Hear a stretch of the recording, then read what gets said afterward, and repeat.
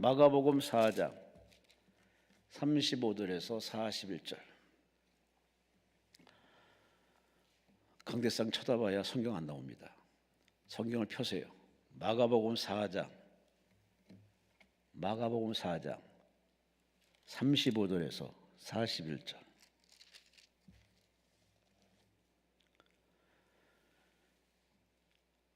우리 함께 마가복음 4장 35절에서 끝절 41절까지 우리 함께 말씀을 합독하십니다.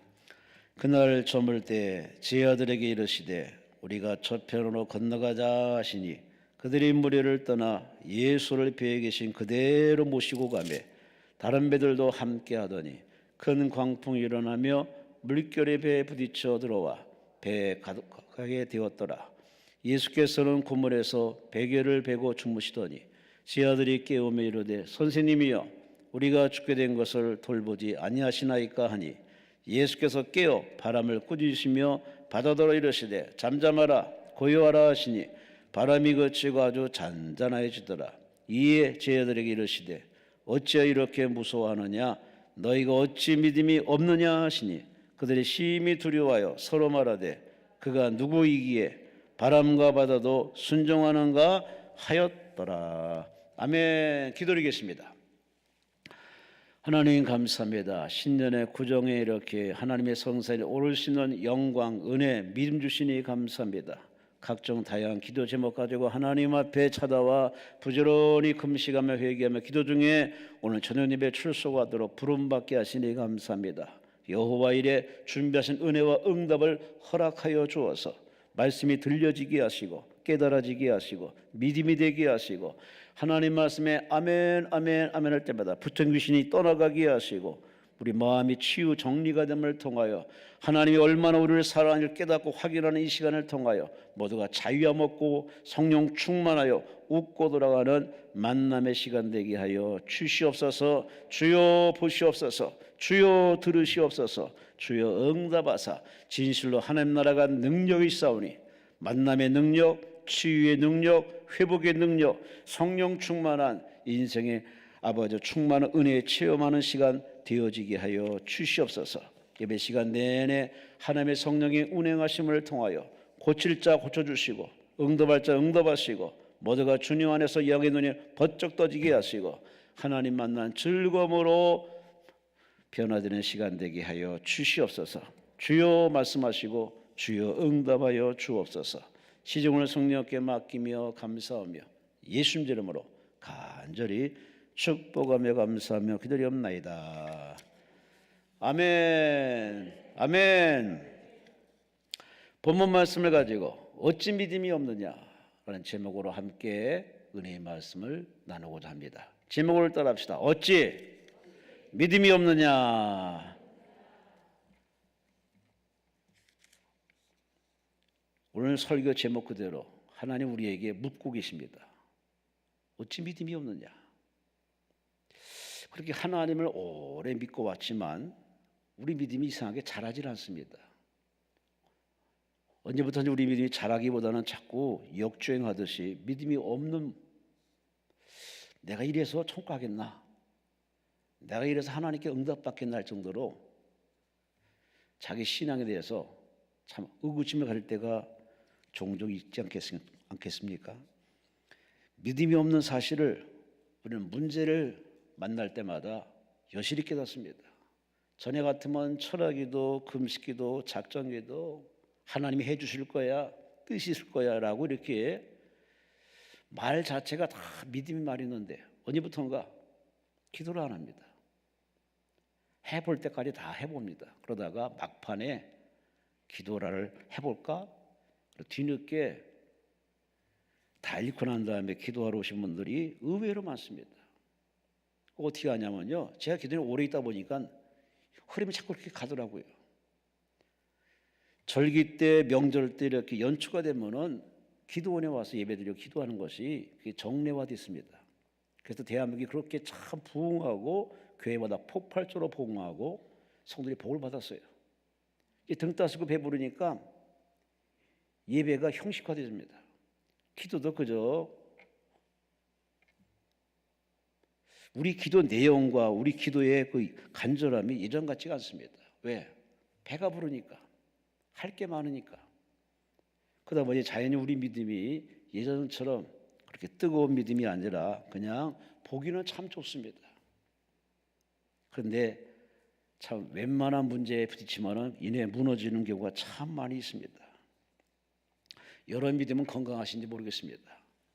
몸의 건강만 체크하지 마시고 내 믿음이 건강한지, 내 믿음이 바로 서 있는지, 내 믿음이 다른 사람을 다 가이드로 이끌어갈 만한 능력자인지 내 믿음을 살필 때가 바로 이때가 아니겠습니까? 말세에 내가 믿는 자를 보겠느냐 하신 예수님 말씀이 괜한 소리가 아니거든요.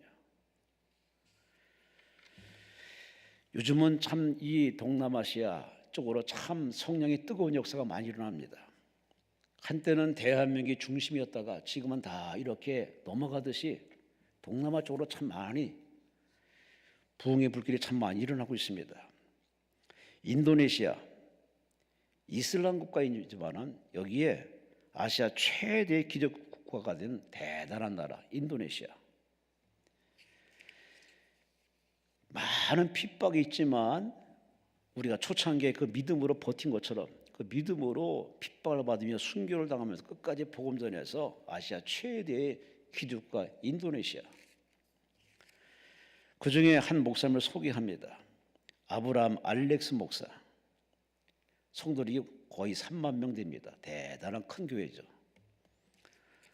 이 목사님이 이렇게 큰 믿음을 가지고 큰 목회한 바로 이유가 있습니다. 드라마틱한 바로 인생의 전환점이 있습니다. 바로 가정에 아들이 태어났는데 뇌성마비 아들입니다. 정상으로 태어났으면 그냥 목회를 하셨겠죠. 근데 아들이 뇌성마비예요. 목회에 치명타입니다. 나가 설교를 할 수가 있나? 그들 이슬람 사람들이 얼마나 이제 뭐한 건수 생겼다 해서 아주 비냥거리며 조롱하며 핍박을 가합니다. 어떻게 하나님이 계시다면은 뇌성마비가 태어나느냐? 이에 목사님은 기도하기 시작합니다. 조롱을 받으면서 핍박을 받으면서 목회에 참 큰 이 위태로움에서 그는 기도로 풀기 시작합니다. 십자가를 바라보며 전능하신 하나님 바라보고 하나님 기도합니다. 이 아들이 온전해지게 하옵소서. 그래서 핍박하는 저들에게 하나님의 살아계심을 보일 수 있도록 주여 도와주옵소서. 하루, 한 주간, 한 달, 두 달, 근데 여전히 뇌성마비 그대로 있습니다. 하지만 이 목사님은 포기하지 않고 계속 기도합니다. 두 달이 지나고 두 달 반이 지나고 드디어 3개월이 지났습니다. 여전히 변함이 없습니다. 하지만 끝까지 기도는 응답이요, 기도는 기적이요, 그런 믿음을 가지고 계속 기도를 멈추지 않고 전능하신 하나님 앞에 맡기며 기도합니다. 주께서 다 해결할 줄로 믿습니다. 그렇게 기도하기를 넉 달을 기도했습니다. 넉 달이 지나는 동안에 이 아들이 서서히 뇌성마비가 풀리면서 정상으로 돌아오기 시작합니다. 그 보여지는 모습 앞에, 아들이 정상이 된 모습 앞에 그렇게 조롱하던 조롱꾼들이 다 입이 자크가 채워짐과 동시에 전도할 동기가 됐습니다. 이 때문에 살아있는 그 증거를 보여주고 아들이 건강한 모습으로 돌아오는 모습을 보여주면서 복음을 전하니 누가 기독교를 핍박하겠습니까? 그때부터 성도들이 몰려들어서 교회는 폭발적으로 부흥해서 그것이 기폭제가 되어서 인도네시아의 많은 복음이 지금 활활 타오르고 있습니다. 여러분, 문제나 사건은 아픔이지만, 고통이지만 결과적으로 이 문제와 아픔 가지고 하나님 앞에 드라마틱하게 열심히 빡세게 기도하면 하나님이 바꿔주십니다. 우는 자를 웃게 하시고 슬퍼하는 자를 기뻐하게 하시고 인생의 구렁텅이 빠진 자를 하나님 높이 들어서 하나님이 박수받도록 도와주십니다. 그러니 우리가 할 일은 뭐냐? 자살할 일이 아닙니다. 포기할 일이 아닙니다. 체념할 일이 아니라 오늘의 이 아브라함 알렉스 목사님처럼 하나님 앞에 한 번 기도했으면 응답받을 때까지 끝까지 기도하는 겁니다. 아멘. 아멘. 이 기도원에 와서 끝까지 기도하는 그런 열정 가진 사람을 참 찾아보기 힘들어요. 그런 사람 찾아보기 힘들어요. 도대체 그 같은 하나님 믿는데 예전엔 그렇게 뜨겁게 기도했는데 왜 이렇게 뜨겁게 기도하지 않을까?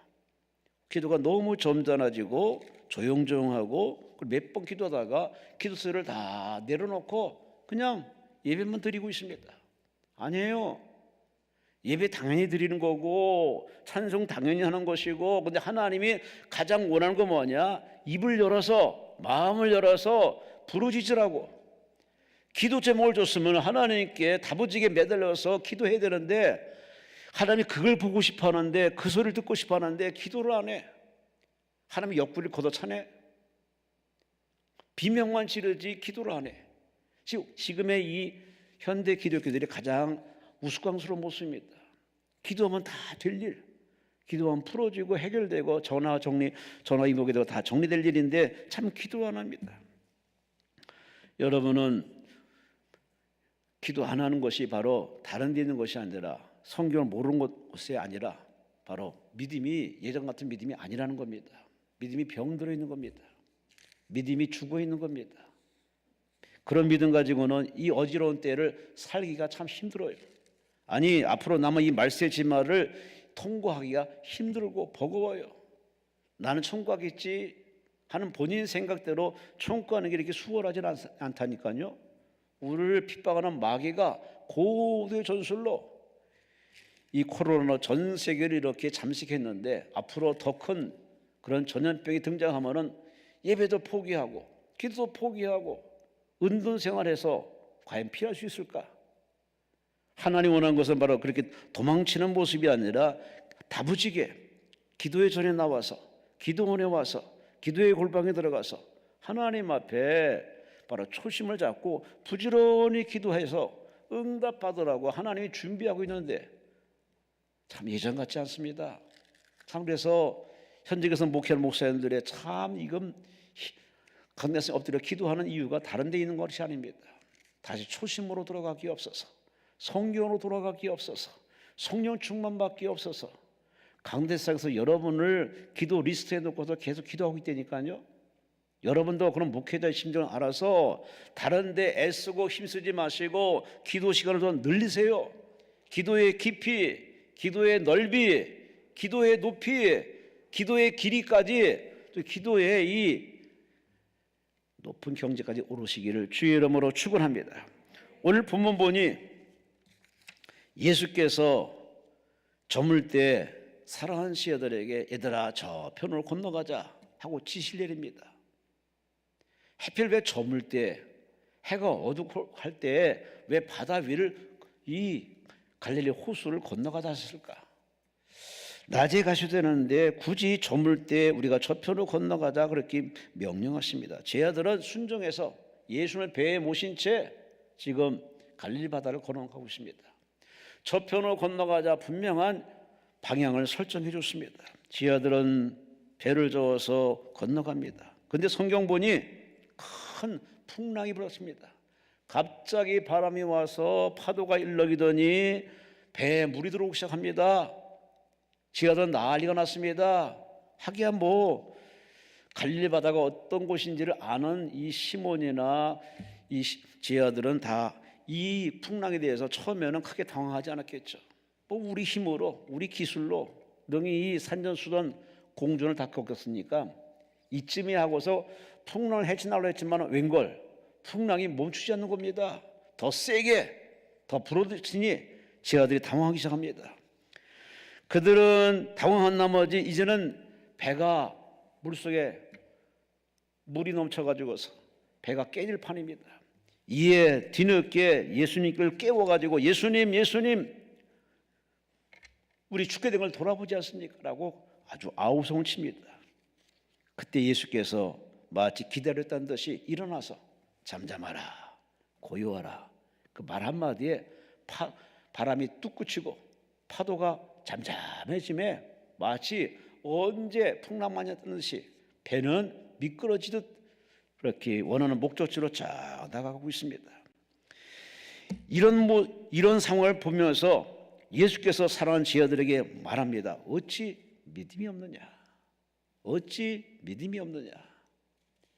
바로 예수님께서는 제자들을 부르시고 이런 실천 교육을 통해서 그들의 믿음의 현주소, 믿음이 얼마만큼 와 있는지 하나님은 그때그때마다 깨닫게 하십니다.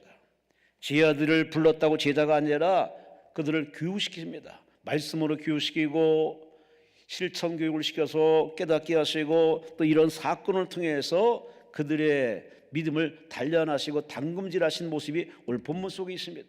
그래요, 우리가 하나님 믿는 그 순간부터 저 하나님 나라 갈 때까지 우리 삶의 여정은 하나님이 주도하시고 하나님이 결정하십니다. 그러므로 사랑하는 제자들에게 건너편으로 건너가자라고 하신 것처럼 성령께서 여러분의 마음을 감동시켜서 그 일을 하게 만들고 그곳에 가게 만들고 그 사람 만나게 만들고 그 환경을 다다르게 합니다. 그럴 때 우리는 믿음 있는 사람들에서 다 여기에 뜻이 있겠지, 이유가 있겠지, 하나님이 역사할 거야, 이런 믿음의 말을 하면 하나님이 얼마나 이뻐하겠습니까? 근데 오늘 제자들은 선생님이여 우리가 죽게 된 것을 돌아보지 않습니까? 예수님을 흔들어 깨웁니다. 예수께서 그들을 탓하기 전에 먼저 파도야 잠잠하라, 바람아 고요하라 라고 자연을 다 정리한 다음에 드디어 그들에게 왜 이렇게 해가 저물 때 이 갈릴리 바다에 왜 나왔는지, 왜 건너편으로 가야 되는지 그 이유를 설명하기 전에 그들에게 이곳으로 나오게 한 이유를 설명합니다. 믿음을 단련하시는 예수님, 믿음을 깨닫게 하신 예수님, 그들의 믿음이 어느 선까지 올라왔는지 예수님은 그들 자신이 스스로 깨달아 하려고 그들로 이렇게 고난의 현장으로 이끌어 오셨습니다. 마치 우리의 삶이 그렇지 않습니까? 우리의 삶이 그래요. 우리는 꽃길을 걷고 싶고 평탄한 길을 가고 싶은데 하나님이 때로 우리에게 원치 않는 우회전, 좌회전, 내려막길을 걸어가게 하십니다. 그래서 이런 환경 저런 환경 만나게임을 통해서 우리로 하여금 하나님 앞에 나의 믿음이 얼마나 나약하고 흔들린 믿음이었는지, 내가 하나님을 믿습니다 하면서도 이 믿음이 성경적 믿음이 아니라 내 머릿속에 있는 지식적인 믿음이었는지, 나의 믿음이 하나님께 인정받는 믿음이 아니라 나 딴에는 자기 위주의 믿음이었음을 깨닫게 하시는 그 삶의 현장으로 끌어가신 하나님을 우리가 본문을 통해서 우리가 충분히 엿볼 수 있는 부분입니다. 그래요, 하나님 우리들에게 복 주길 원하시는데, 더 쓰길 원하시는데 문제는 바깥에 있는 것이 아니라 내 안에 있습니다. 예수님을 따라다니면서도 예수님을 따라만 다녔지, 예수님을 쫓아가면서도 예수를 쫓아만 갔지, 그 예수님과의 관계에 거리도 좁히지 않고 하고, 아니 예수님이 왜 우리를 이끌으시는지 거기 이유를 그들은 늘 불평으로 바라봅니다. 그래서 그들은 늘 전전긍긍하고 뒤에서는 늘 서열만 따지고 있습니다. 예수께서는 그들을 부르신 이유를 가끔가다 이렇게 쉬면서 깨닫게 합니다.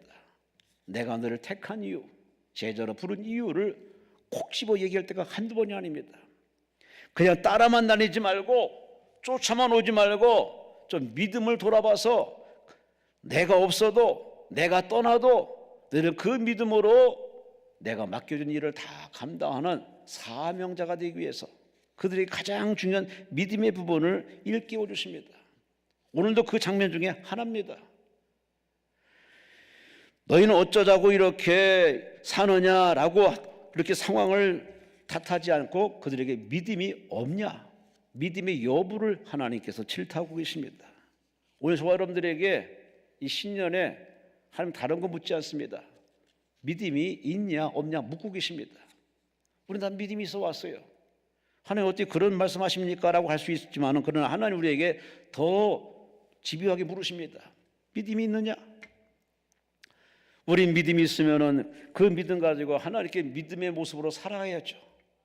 근데 우리 삶을 보면은 믿음은 있지만 머리에 믿음의 지식은 있고 나름대로 체험은 있지만 그 믿음의 근력이 없어요. 근력이 없다 보니까 사회생활도 내 중심으로, 가정생활도 내 중심으로, 대인관계도 내 중심으로, 그래서 살다 보니까 자기의 향기, 자기 모습은 확연히 드러나는데 예수는 없습니다. 교회 안에 예수가 없어요. 신앙 안에 예수가 없어요. 그 입에서 예수란 말을 하질 않아요. 그저 오로지 자기 스펙이나 자랑하고 자기 자랑이나 하고 자기 말만 하고. 다는 아니지만 지금 이 시대의 이 마지막 말세지 말에 이렇게 참으로 믿는 사람들의 그 모습 속에서 예수가 없는 모습, 아이러니할 때가 많습니다. 하나의 실례 들어볼까요? 교회는 사랑이 넘치는 곳인데 가장 없는 게 사랑입니다. 자기만 사랑해, 자기끼리만 사랑해, 그룹끼리는 서로 사랑해. 그런데 거기에 서로 소통은 안 됩니다. 참 아이러니할 수가 없어요. 사랑이 있을 곳에 사랑이 없는 것처럼 가장 많이 기도하는 곳이 바로 교회인데 내 집은 기도하는 집이라 라고 했으면 기도 소리가 새벽부터 저녁늦게까지 늘 기도가 이어져 가야 되는데 과연 그러냐고 말입니다. 논쟁하고 정쟁하고 다투고 소송 걸고 사람 소리는 아주 시끌시끌하게 나오는데 기도 소리가 예전처럼 들리지 않고 있습니다. 이 마지막 때 다른 거 회복보다는 믿음을 회복하셔서 다시금 기도가 줄줄줄 잘잘잘 물 흐르듯 여러분 기도가 늘 입에서 넘쳐나서 나만의 기도, 내 가족만 기도하지 마시고 이웃의 가정 문제까지 교회의 문제가 내 문제처럼 국가의 문제를 나의 기도 제목으로 삼아서 기도의 폭포를 넓혀서 더 많이 기도하고 더 끝까지 기도해서 하나님 앞에 사랑받고 쓰임받는 올해 2023년 되시기를 주의 이름으로 축원합니다. 주의 이름으로 축원합니다. 사랑하는 제자들에게 얘들아 믿음을 가지고 따라와야지. 믿음으로 파악하고 믿음으로 대처해야지. 어찌 믿음이 없느냐라고 예수님이 제자들의 신앙을 질타하고 계시는데 이거는 그 당시 제자들만의 문제가 아니라 지금의 여러분과 저의 문제입니다.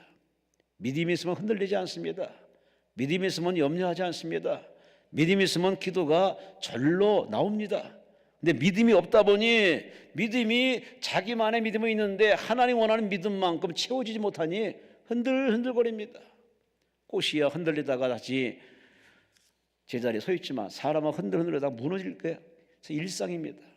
이 마지막 때 여러분 믿음이 파산하지 않도록 믿음의 뿌리를 성경에 단단히 박아서 성경대로 믿어서 늘 여러분 삶 가운데 기도가 줄줄줄 잘잘잘 여러분 삶 가운데 성령의 열매가 맺어지시기를 주의 이름으로 축원합니다. 주의 이름으로 축원합니다.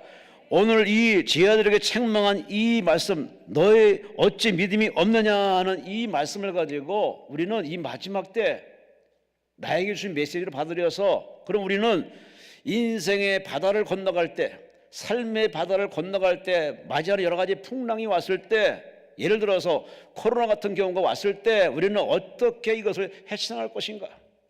앞으로 더 어려운 코로나 같은 일이 생긴다 하더라도 우리는 이런 자세, 이런 믿음만 가지면서 우리는 능히 헤쳐나갈 것이고 천국, 바로 소원한 한국까지 도착하게 될 줄로 믿습니다. 어떻게 우리가 이 과정을 잘 타고 극복할 수 있을까? 첫째, 우리는 풍랑보다는 바람보다는 환경보다는 주님을 먼저 봐야 됩니다. 주님을 먼저 보는 게 참 중요합니다. 먼저 뭘 보느냐에 따라서 그 다음에 행동이 따라오게 되어 있습니다. 환경 바라보면은 환경에 휘둘림 당합니다. 그러나 주님께 시선을 고정하고 바로 주님께 여러분의 시선을 고정하고 다음에 환경 바라보면은 그것이 다 이유 있는 하나님의 베푸심을 알고 이번 계기에 내가 뭘 배울 것인가, 뭘 우리가 얻을 것인가라는 여유, 느긋함이 생길 수 있습니다. 주님 먼저 보는 자세, 여러분이 그런 관계 되시기를 주의 이름으로 축원합니다. 하버드의 한 교수가 이런 말을 했습니다. 원하는 만큼의 돈, 성공한 직업, 육체적 건강이 있어도 행복을 짓는 결정짓는 가장 중요한 요소는 사랑스러운 관계라고. 부부간에, 가족간에 관계가 사랑스럽지 않으면 좋은 집에 살아도 그것이 좋다는 생각이 별로 없어요. 행복이 별로 없어요. 관계의 소통이 바로 행복의 비결임을 이야기하는 이 교수의 얘기를 우리가 빗대어서 이 시간에 한번 생각해 봅시다. 하나님과 나와의 관계가 늘 소통이 되어 있고 원활하게 소통이 잘 되어 있으면은 하나님에 더 추워도 의심하지 않겠죠. 아니, 어느 환경에 처할지라도 당황하지는 않습니다. 다 하나님이 아시는 사건이니, 아시는 상황이니, 하나님이 다 감당할 수 있는 것만 주시는 하나님. 그래, 지금의 상황에 대해서 절대 추호도 의심하지는 않습니다. 오히려 하나님 뭘 주시려 하나니까, 뭘 더 주시려고 하십니까? 하는 이러한 아름다운 마음으로 그 고난을 잘 통과하는 성도가 될 수 있죠. 여러분은 언제나 주님을 먼저 바라봐서 그런 느긋함과 여유를 가지고 고난 중에도 감사하시고 환난 중에도 기뻐하시고 하나님의 그 아름다운 깨달음을 통해서 여러분 믿음이 한층 더 올라서는 기회가 되시기를 주의 이름으로 축원합니다. 주의 이름으로 축원합니다. 한 여인이 있습니다. 큰 불행이 갑자기 닥쳐왔습니다. 아버지도 돌아가시고 어머니도 돌아가시고 남동생도 돌아가는데 병이 똑같아. 병명이 자신도 똑같은 병에 걸렸다는 주치의 말을 듣고서 하늘이 무너지는 것입니다. 그래서 그는 하나님 옆에 이런 소리 했답니다. 하나님, 왜 우리 가정을 돌보지 않습니까? 주님을 믿고 이렇게 헌신하며 살아왔는데 왜 이런 고통을 주십니까? 이제는 견디기 힘듭니다. 그래서 하나님 앞에 기도하기보다는 투정을 부렸습니다. 그러면서 대성도 통곡하며 하나님이 울었습니다. 그런데 하나님께서 성령을 통해서 이 여인에게 이 성경 말씀 마가복음 4장 35절 41절 말씀을 읽으라고 감동 주신 겁니다. 평소에 성경 말씀을 읽어놨기 때문에 성령께서 이 말씀을 떠오르게 하신 겁니다. 그래서 그 말씀을 펴서 읽어봤더니 아, 그렇구나. 예수님이 모르는 것이 아니라 하나님 모르는 오늘의 우리 가정의 아픔이 아니라 바로 옆에 계셨구나. 제 아들 옆에 예수님이 주무시고 있는 것처럼 아, 예수님 옆에 계셨구나. 예수님은 모르는 것이 아니라 다 아시면서도 감당할 수 있는 것만 주시는 걸 바로 이 말씀을 깨닫자마자 그의 생각이 바뀌었습니다. 예수님은 주무시는 것 같지만 주무시는 것이 아니라 나의 삶을 다 지켜보는 분이었구나. 그래서 그는 그 깨달음을 가지고서 바로 떠오르는 영감을 가지고 바로 찬송을 작사했습니다. 그 찬송 작사가 바로 371장. 구주여 광풍이 불어 큰 물결이 일어나도 큰 바람아 물결아 잠잠하라 잠잠하라. 아름다운 찬양을 작사해서 그렇게 사람들에게 감동 주는 인생을 살았던 이 여인은 바로 메리앤 베이커라는 여인입니다. 여러분, 살다 보면은 내가 이해할 수 없는 일을 겪을 때가 있습니다. 우리가 원투는 원처도 하나님이 그렇게 끌고 갈 때가 있습니다. 그럴 때 대부분의 사람은 거의 99%가 다 하나님 앞에 오해를 해가지고 원망 아닌 투정을 부리면서 하나님 앞에 부정적인 모습 보입니다. 그러나 하나님은 그런 우리를 탓하지는 않습니다. 왜? 워낙 죄 가운데 부르셨기 때문에 하나님을 탓하지 않으시고 오히려 깨닫게 하시는 깨달음의 과정으로 이끌어 가십니다. 성령을 통해서 깨닫게 하시고 말씀을 읽고 깨닫게 하시고 예배를 통해서 하나님이 친히 찾아가셔서 그의 마음을 어루만져 주십니다. 그런 깨달음을 통해서 아, 나의 믿음이 이 정도밖에 되지 않는구나. 이래가지고서 어떻게 하나님 앞에 사랑받겠는가는 오히려 환경을 탓하고 하나님을 탓했던 그 마음이 자기에게로 확 바꾸면서 하나님 앞에 믿음이 온전치 못함을 회개하면서 주여 나의 믿음이 이 정도밖에 안 됩니다. 나의 믿음을 더하여 주옵소서. 완전히 기도가 바뀌어지게 됩니다. 이렇게 기도가 바뀌임을 통해서 하나님께서 그 삶을 잘 이렇게 걸어가게 하고 통과하게 해서 세상 사람들에게 내가 만난 은혜를 온 세상에 알리는 일을 하죠. 여러분은 지금의 가정이 하나님 모르는 상황이 아니라 다 알고 있어요. 지금 제 아들이 막 난리 벗어갈 적에 예수님 옆에 주무시고 계십니다. 주무시는 분이 잠을 자고 있는 겁니까? 아니에요. 제 아들이 어떻게 하나? 제 아들이 어떻게 처신하나? 다 지켜보고 계신 겁니다. 마찬가지예요. 내가 지금 힘들 때 그분이 나를 지켜보고 있습니다. 저가 무슨 생각하나? 무슨 말하나? 어떻게 처신하나? 나의 믿음을 그만큼 은혜 줬기 때문에 이 정도는 되겠지 않은 하나님이 그의 신앙을 좀 돌아보는 과정입니다. 그런 하나님의 기대감에 실망시키는 제 아들처럼 하나님을 실망감을 주는 그런 부끄러운 모습으로 행동하지 않으시기를 주의 이름으로 축원합니다. 예수 전도단의 사역자 진다니엘 목사, 진다니엘 여사가 있는데 이분이 이런 간증했습니다. 신학생 때 너무 공부도 열심히 하고 나가 전도도 열심히 했더니 과로로 쓰러졌습니다. 병상에 실려갔습니다. 병상에 쓰러져 있으면서 하나님 앞에 감사보다는 막 이런 말이 나옵니다. 하나님, 내가 할 일이 많은데 왜 나를 이렇게 내버려 두십니까? 이게 하나님 모십니까? 이건 아니죠. 그리고 하나님께 막 투정을 부렸습니다.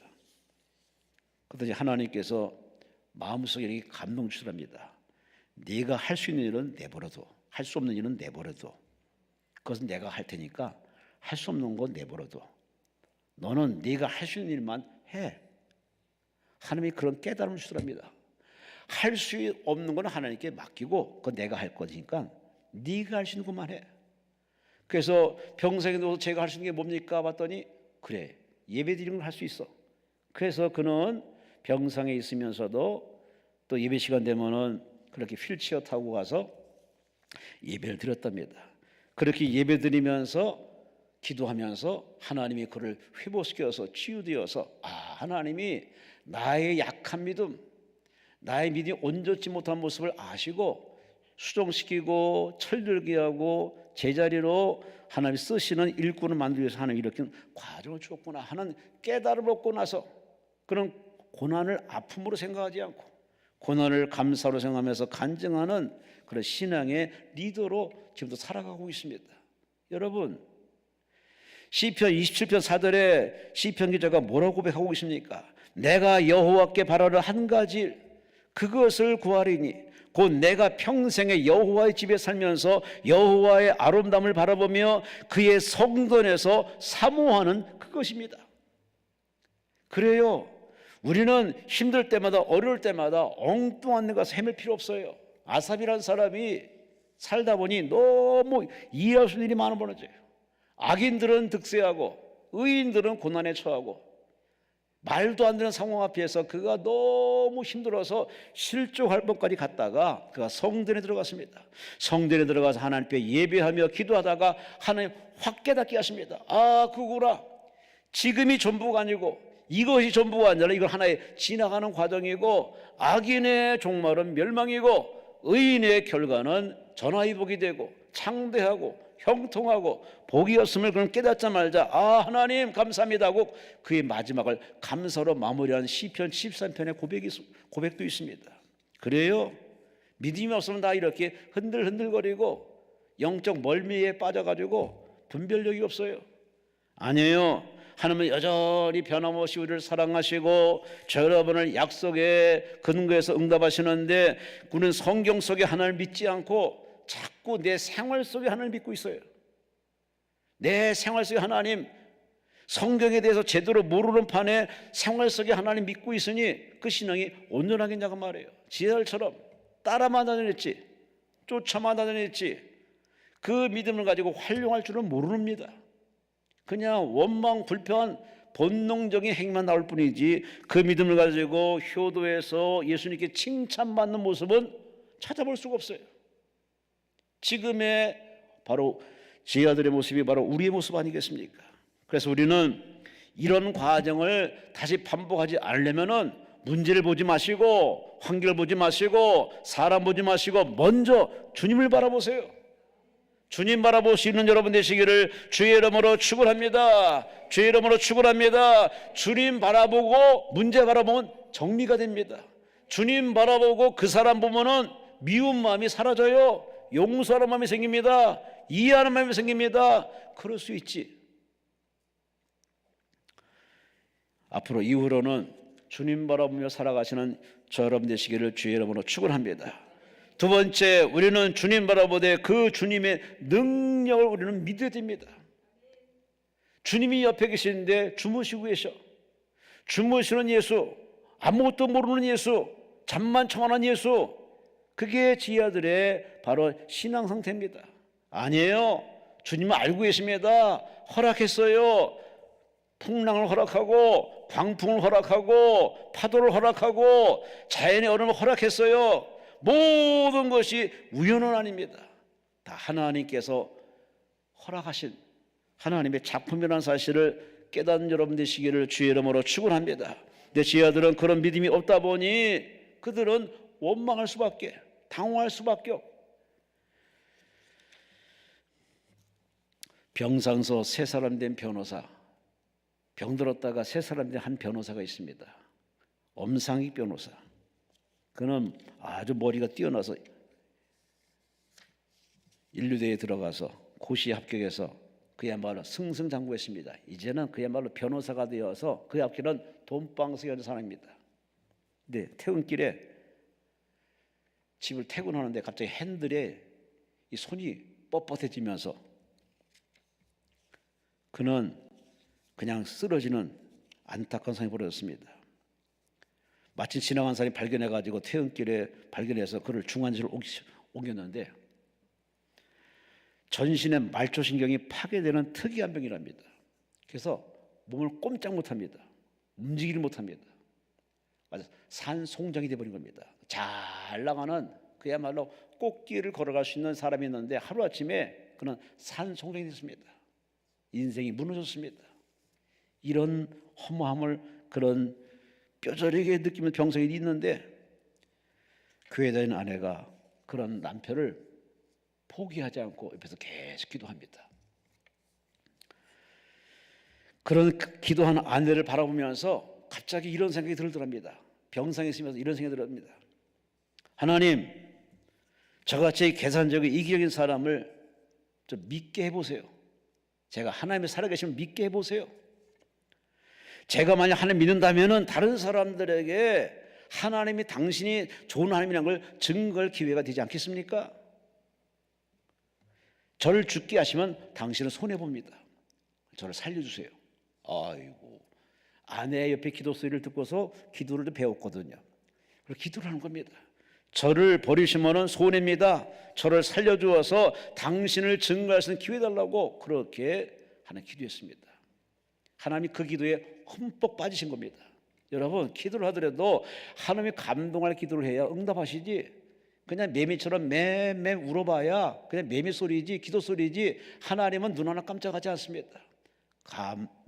마음을 감동시키는, 마음을 담은 기도를 해야 되는데, 그는 기도하기를 하나님, 저를 버리시면은, 저를 죽게 하면은 당신은 손해납니다. 저를 살리시면은 당신이 위대함을 전할 수 있으니 저를 살려보세요. 믿게 해주세요. 그렇게 기도했답니다. 그렇게 기도했더니 3주가 넘어서 발가락에 이렇게 움직이기 시작합니다. 발가락이 움직이면서 마비가 풀어지기 시작합니다. 이제는 웬걸 일어날 정도까지 회복이 됩니다. 양치질도 하면서 기적을 체험합니다. 병실이 난리가 났습니다. 의사가 놀랐습니다. 분명히 저를 산송장했는데 갑작스럽게 이렇게 3주 만에 회복이 되니 사람이 놀래가지고 묻습니다. 무슨 일입니까? 예, 제가 아내의 기도 소리 듣고서 제가 이렇게 하나님께 기도했더니 하나님이 나를 이렇게 고쳐줬습니다. 그랬더니 그런 산송장이 일어나서 이렇게 예수를 간증하니 그 병실 주변에 있는 사람까지, 간호사까지, 의사까지 그 전도의 파급력이 얼마나 센지 한 사람 두 사람 예수 믿기 시작합니다. 그는 고침받고 변호사로 들어가서 일하면서도 그는 매사 이제 하나님께 물어봅니다. 제가 이 사람 만날까요? 어떻게 할까요? 소소한 것에서 계속 중요한 것까지 이제 하나님께 사사건건 물어보는 기도에 아주 올인하는 사람들이 있고 말았습니다. 기도의 맛을 체험하고 보니, 기도의 능력을 체험하고 보니 기도만이 살 길임을 알고 그런 하나님께 사사건건 묻는 기도자가 되었습니다. 엄상익 변호사. 여러분, 기독교는 체험의 종교입니다. 기도원에 와서 그런 체험도 없이 그냥 공기나 마시고 물만 마시고 구경이나 가면요 마이너스예요. 손해보여요. 하나님 원치 않는 예배자의 태도입니다. 하나님은 준비를 다 해놨어요. 응답, 기적, 축복, 영광 다 준비해놨어요. 천국은 침노하는 자가 빼앗는다고 기도로 빼앗고, 금식 기도로 빼앗고, 회개 기도로 빼앗고, 두드려서 빼앗는 그런 열정 가지고 다부지게 매달린 자에게 하나님은 예 따고 주시지, 점점 빼는 사람, 생각만 하는 사람, 궁상 떠는 사람, 하나님 뭘 어디가 이쁘다고 주시겠습니까? 하나님과 소통해야죠. 하나님께서 가장 원하는 바로 믿음입니다. 믿음을 가지고 와서 하나님께 하나님을 신뢰하고 하나님께 기도한 자에게 하나님은 응답하시는데, 오늘 본문의 지하들은 처음에 38절에 뭐라고 했습니까? 예수님을 선생님이라 선생님. 이것이 지하들의 신앙의 수준입니다. 여러분은 예수님을 어떻게 믿고 있습니까? 하나님을 어떻게 신뢰하고 있습니까? 선생님? 많이 아는 사람? 가르치는 사람? 여러분이 하나님을 그 정도로만 안다면은 그 사람의 그 믿음 가지고는 하나님의 복받기는 틀렸습니다. 그래서 하나님은 우리의 믿음의 나약함을 흔들어 깨우기 위해서, 깨부셔서 믿음을 업시키기 위해서 하나님 우리에게 고난통으로 집어넣어요. 풍랑이 와요. 환란이 와요. 아픔이 생겨요. 어려움이 생깁니다. 이는 우리를 고통 주려는 그런 뜻에서 주신 것이 아니라 우리를 담금질해서 의인은 믿음으로 산다. 믿음이 없이 하나님을 기쁘시게 못한다 하는 믿음의 중요성을 깨닫게 만들어서 다른 걸 키우기보다는 믿음을 키워서 작은 믿음이 큰 믿음, 흔들린 믿음이 견고한 믿음, 적은 믿음이 풍성한 믿음, 믿음의 거부가 되어서 하나님께 쓰임받는 사람 만드시기 위해서, 그래서 하나님이 여러분에게 큰 고난, 작은 고난, 다양한 고난의 채널을 통과하게 하십니다. 여러분이 믿음을 키우시기 바랍니다. 어제의 믿음을 가지고서 남은 일 살겠다고요? 버거워요. 힘들어요. 못 견뎌요. 앞으로는 더 어마무시한 많은 고난들이 우리에게 밀물처럼 몰려올지 우리는 성경에서 누누이 예언되어 있습니다. 말세에 고통한 때가 이르니 자기만을 사랑하고 부모시기를 거절하고 자긍하고 쾌락사랑을 하는 더 사랑하는 이 마지막 말세의 얘기를 디모데는 얘기하는데, 바로 지금 이때 아닙니까? 많은 사람들이 세상 쾌락에 빠져 있습니다. 우리 모두 정신 바짝 차려서 세상에 휩쓸려 가지 않도록 믿음의 근력을 키워서 흔들리거나 무너지거나 동화되지 마시고 그를 다 끌고 하나님 나라 갈 수 있는 영적인 가이드의 삶을 감당하시기를 주의 이름으로 축원합니다. 그러자면 주님을 먼저 쳐다보시고 주님 바라보시고, 그분은 그냥 주님이 아니라 능력자, 전지하시고 전능하시고 무소부지하시고 못할 것 없이는 바로 전능하신 하나님을 믿는 믿음의 사람 되시기를 주의 이름으로 축원합니다. 주치의가 하는 게 있어요. 그러나 주치의가 못하는 생명 다루는 부분은 그건 하나님이 할 일입니다. 진짜 똑똑한 주치의들은 그 마지막에 반드시 기도를 합니다. 아니, 들어가기 전에, 수술 들어가기 전에 기도부터 합니다. 배운 지식과 기술은 나에게 주신 바로 은혜지만, 그러나 생명 살리는 일, 그러나 하나님이 할 일이오니 주여 쓰시옵소서. 마지막 키를 하나님께 드리죠. 이런 사람이 명이고 이런 사람 때문에 의술이 발달되고 있습니다. 여러분 모두가 마지막 바로 능하게 하신 분을 하나님을 믿고 그 하나님 앞에 바른 기도, 옳은 기도에서 응답 받으시고 응답을 체험하고 웃고 돌아가시기를 주의 이름으로 축원합니다. 주의 이름으로 축원합니다. 마지막으로 가장 중요한 건 뭐냐? 그 주님이 옆에 계시다는 것, 함께 한다는 것, 그걸 믿으라는 얘기입니다. 내가 힘들 때만 찾아오는 분이 아니라는 겁니다. 늘 옆에 계셔요. 제 아들이 예수님을 모시고 왔거든요. 배 안에 계세요. 풍랑이 없을 때나 풍랑이 왔을 때나 여전히 예수님이 거기 계세요. 예수님이 계시니 배를 침몰할 이유가 없어요. 왜? 아직 사명을 이루지 않았기 때문에, 십자가 사명을 이루지 않았기 때문에, 아직 할 일이 계시기 때문에 배는 침몰할 이유가 없어요. 맞아요. 마찬가지로 우리는 이 제자들의 신앙처럼 늘 환경을 바라보니, 파도를 바라보니 예수님이 주무시는 곳밖에 안 보는 겁니다. 그래서 예수님이 답답한 나머지 파도야 잠잠하라, 바람아 고요하라. 그리고 얼굴을 싹 바꿔서 하시는 말씀이 어찌 믿음이 없느냐. 내가 저 파도와 바람보다 못하냐 그 말입니다. 그래요. 우리는 주님이 함께 계시면 걱정할 필요 없어요. 걱정 붙들어 매시고 여러분 하나님 앞에 아까 말씀드린 것처럼 성령이 말씀한 것처럼 네가 할 일은 네가 해. 하지만 네가 못하는 일은 내게 맡겨. 내 짐을 맡겨라. 내 염려를 맡겨라. 내 길을 맡겨라. 내 행사를 내게 맡겨. 그래, 하나님이 할 일은 하나님께 맡기고 저와 여러분이 할 일은 뭐느냐? 성경 말씀에 근거해서 예배드리고 기도하고 찬송하고 소망 중에 인내하면 됩니다. 그리고 하나님이 모두 합력해서 선으로 이루어 주십니다. 가장 큰 축복은 뭐냐? 주님이 함께한다는 것, 임마누엘로 함께한다는 것. 마태복음 28장 20절 말씀에 내가 세상 끝날까지 너희와 함께하리라. 천지 만물을 창조하시고 인간의 생사를 주시는 바로 하나님이 나와 함께한다면은 뭐 걱정할 필요 뭐 있습니까? 코로나 할아버지가 오더라도 우리 걱정할 필요 없습니다. 우리가 사명이 있는 한, 주님이 약속이 있는 한 우리는 죽지 않습니다. 망하지 않습니다. 실패하지 않습니다. 할렐루야. 유고슬라비아에 한 여자아이가 태어났습니다. 10대 때 성경에 성막에다가 예배드리다가 감동받고 그 뜨거운 열정에 그는 선교사로 헌신을 결정합니다. 그래서 그는 수녀가 되어 인도 캘커타에 파송됩니다. 인도에 오자마자 거리에서 제일 먼저 건강한 사람이 아니라 병든 여인을 처음 만납니다. 보아하니 주위에 돌봐준 사람도 없고 몸이 한쪽이 썩어 들어갑니다. 그 순간적으로 힘도 없는 여자인 내가 뭘 할 수 있는가 하고서 그냥 지나쳤답니다. 그때 성령께서 갑자기 확 마음에 이런 울림을 주더랍니다. 내가 도와야 한다. 와, 순간적으로 말했습니다. 하나님, 저는 못해요. 제가 어떻게 해요? 반이 썩어 들어가요. 전 여자인데 어떡합니까? 근데 하나님이 다시 두 번째 말씀하면, 첫 번째는 내가 해야 된다. 두 번째, 내가 도와도 못하겠느냐? 와, 이 하나님의 울림 앞에 그걸 항복하죠. 내가 너와 함께 할 텐데 못하겠냐? 내가 너를 도와주도 못하겠느냐? 아, 그러면 해야죠. 그래서 그는 즉시 그 일에 찾아가서 업어가지고 자기 집으로 와서 돕기 시작했답니다. 그런 사람을 한 사람 두 사람 보다 보니까 왜 방 안에 사람이 넘쳐납니다.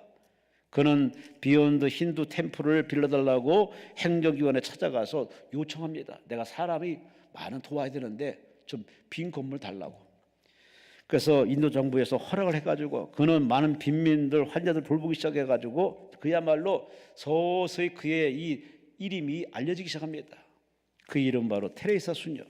그래서 세상을 떠나서 지금 하나님 곁에 가 있겠지만 한 번은 영국 BBC 방송에서 그를 취재했을 적에 이렇게 물었답니다. 힘들지 않으세요? 여자 몸으로 힘들지 않으세요? 그랬더니 이분이 한 아주 멋있는 말이 있습니다. 들어보세요. 힘들지요. 그러나 즐겁습니다. 왜냐하면요, 주님이 함께 하시기 때문에. 이 고백이 여러분의 고백이 돼야 되고 저의 고백이 돼야 됩니다. 힘들어요. 사는 게 얼마나 힘듭니까? 대한민국에 사는 게 얼마나 힘듭니까? 무한경쟁 다문화고 참 이 살벌한 대한민국 사는 게 힘들 거예요. 버거울 거예요. 그러나 힘든 게 사실이에요. 그러나 우리가 크게 낙심하지 말지는 이런 상황을 다 하나님이 아세요. 아실 뿐만 아니라 그분이 성령으로 내 안에 와 계십니다. 함께 하시기 때문에 우리는 오히려 그런 고난 중에서도 만면에 웃음을 잃지 말고 미소를 잃지 말고 입을 열 때마다 감사합니다, 고맙습니다, 하나님 은혜로 삽니다, 하나님 은혜로 또 이겼습니다 라고 말하시는 이유는 바로 그분이 성령으로 여러분 마음속에, 저의 마음속에 함께 하시기 때문에 우리는 반드시 그렇게 살고 살아낼 줄로 믿습니다. 함께 하시는 은혜가 얼마나 중요한지. 내가 함께할, 하나님이 나와 함께하면은 내가 기도 못할 때 하나님께 내 기도 못하는 걸 보시고 탓하기 전에 응답부터 주십니다. 응답 주시고 난 다음에 우리가 더 깊은 기도하도록 하나님 이끌어 주십니다. 하나님은 우리에게 참 좋은 일을 많이 하시기 때문에 우리는 그러나 하나님에 대해서 조금 더 믿음이 없어가지고 자꾸 우리 옆에 하나님과 비교할 때가 있어요. 옆에 교회 하나님, 옆집의 하나님, 내 하나님은 좀 부족하다는 식으로 오해할 때가 많은데 아니에요. 하나님 그 사람 믿음 많고 하나님은 동일한 하나님으로 찾아와 여러분을 역사하시는데, 하나님은 여러분의 그런 오해 투성인 여러분을 갖다가 탓하지 않습니다. 오히려 말씀으로 깨닫게 하시고, 꿈으로 깨닫게 하시고, 주의 종 보내서 깨닫게 하시고, 사람을 통해서 깨닫게 하시고, 이런 깨달음으로 우리 하여금 믿음을 정도를 걸어가도록 만드시는 하나님의 이런 다독거림이 있기 때문에 우리가 이 시간까지 살아온 은혜인 줄 아시고 하나님께 감사하시기를 주의 이름으로 축원합니다. 주의 이름으로 축원합니다. 오늘 본문 말씀을 통해 우리는 이걸 깨달아야 합니다. 문제보다, 환경보다 주님을 먼저 쳐다보고 주님 바라보면 문제는 작아집니다. 아픔은 간증이 됩니다. 주님 바라보시되 그냥 주님이 아니라 그분은 못할 것이 없어요. 귀신을 내쫓습니다. 병자를 치료합니다. 눈을 뜨게 합니다. 죽어간 자를 살리고 죽었던 자를 살리고, 죽어서 냄새난 자를 살리신 예수님, 능하신 예수님, 능하신 하나님, 그 하나님을 믿고 신뢰하고 여러분이 할 일만 하세요. 그 할 일이 뭐냐? 기도하는 일, 믿음으로 예배하는 일 뿐만 아니라 그분이 늘 여러분에게 성령으로 함께 하셔서 여러분이 넘어질세라 다칠세라 여러분을 붙들어주고 계시는 그런 은혜가 있으니, 지금의 여러분 어떤 문제 속에 힘들어하는지 모르지만 그냥 이 문제 또한 어느 날 찾아왔으면 소명과 사명이 끝나면 문제는 사라집니다. 그런데 그 소명과 사명이 뭘까요? 우리 믿음을 키우는 과정입니다. 우리 믿음을 자라게 하는 과정입니다.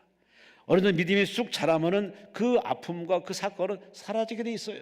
왜? 믿음이 커버렸으니. 그 큰 믿음 가지고 하면 다음 단계로 끌고 가죠. 일하는 쓰시는 단계로 끌고 가지 않겠습니까? 오늘의 지하들은 그냥 무늬만 제자들이었습니다. 하나님 신뢰받는 제자가 아닙니다. 마찬가지로 오늘 우리 신앙이 무늬와 모양은 참 보면 좋아. 근데 내용이 없고 능력이 없고 근력이 없고 열매 없는 이런 어정쩡한 태도를 하나님께서 우리를 과시하지 않습니다. 그래서 우리를 하여금 자 건너편으로 가자, 저곳으로 가자, 우리를 하여금 고난통으로 광야길로 끌고 가십니다. 우리의 믿음을 키우기 위해서, 우리 믿음을 자라게 하기 위해서. 올 한 해 하나님 여러분을 어떻게 인도하든 간에 여러분에게는 복이 있을 것이고 잘 될 것이고 행복할 것이고 간증이 될 것이고, 할렐루야, 멋진 결과물이 기다리고 있습니다.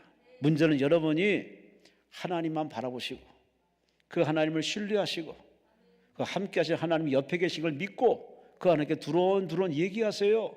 여러분 속에 채워놓지 마시고 쏟아내세요. 부르짖으세요.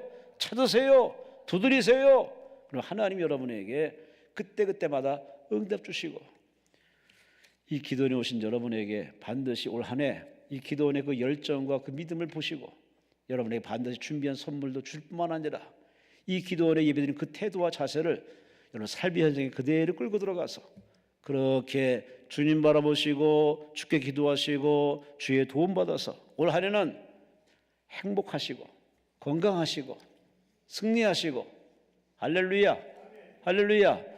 저와 여러분 때문에 우리 주변 사람들이 웃고 주께 돌아오는, 교회를 떠난 자가 돌아오는, 대한민국이 주님께 돌아오는, 하나님을 유쾌케 하시는 멋진 믿음이 있는 자, 믿음이 큰 자, 믿음이 고부가 되시기를 주의 이름으로 축원합니다. 주여 삼창하며 통성으로 기도합니다. 주여, 주여, 주여. 고맙습니다. 감사합니다. 사랑합니다. 믿음이 없다 보니, 믿음이 작다 보니